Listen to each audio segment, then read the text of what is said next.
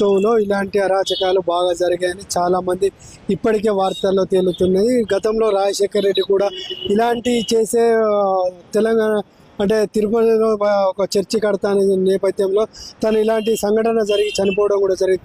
ఇప్పుడు సేమ్ పరిస్థితి కూడా ఈ వైసీపీ కార్యకర్తల నాయకులకు జరిగే పరిస్థితి ఉంది. చాలామంది మహిళలు కావచ్చు, హిందువులు కావచ్చు, ఇతర దేవుని పూజించే వారు కూడా వచ్చారు. మీరేమంటారు? ఇప్పుడు గత 2 రోజుల క్రితము ఆంధ్రప్రదేశ్ ముఖ్యమంత్రి గారు చేసినటువంటి ఈ యొక్క వ్యాఖ్యల ద్వారా యావత్ ప్రపంచంలోని హిందూ సమాజము యొక్క మనోభావాలు కలిసివేసింది.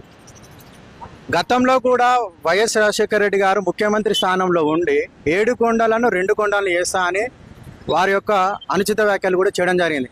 దాని యొక్క పర్యవసానమే వారి యొక్క పాపం, తిరుమల తిరుపతి యొక్క వెంకటేశ్వర స్వామి యొక్క పాపం కొట్టింది వారికి. అందుకే వారి యొక్క చావు దిక్కులేని చావు చనిపోవడం జరిగింది. మళ్ళీ ఇంకొక విషయం ఏంటంటే, హిందూ దేవాలయాలలో అత్యంత ప్రపంచంలోనే ఎంతో ప్రసిద్ధిగాంచిన ఎక్కువ మంది దర్శించుకునేవాడు మన ఏడుకొండలవాడు.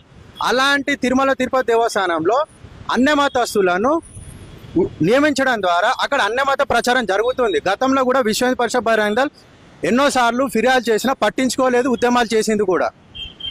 అందులో భాగంగా ఈరోజు చంద్రబాబు గారు చేసిన వ్యాఖ్యలు కూడా అందులో నిజం ఉంది. గతంలో కూడా మన జగన్మోహన్ రెడ్డి గారు కూడా వారి యొక్క తండ్రి గారి పాఠంలోనే టీటీడీలో అన్యమతస్తులను నియమించడం ద్వారా ఇలాంటి ఎన్నో దారుణమైనటువంటి సంఘటనలు జరిగాయి.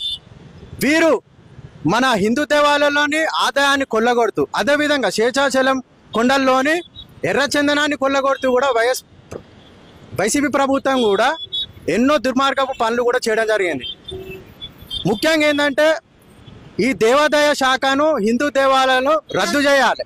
అప్పుడే హిందూ దేవాలయాలు అనేది ఒక ధార్మిక సంస్థల్లో కానీ ఒక శ్రద్ధ కేంద్రం లాంటివి. ఈ దేవాదాయ శాఖను రద్దు చేయాలని విశ్వ హిందూ పరిషత్ బహిరంగదళ్ డిమాండ్ చేస్తుంది.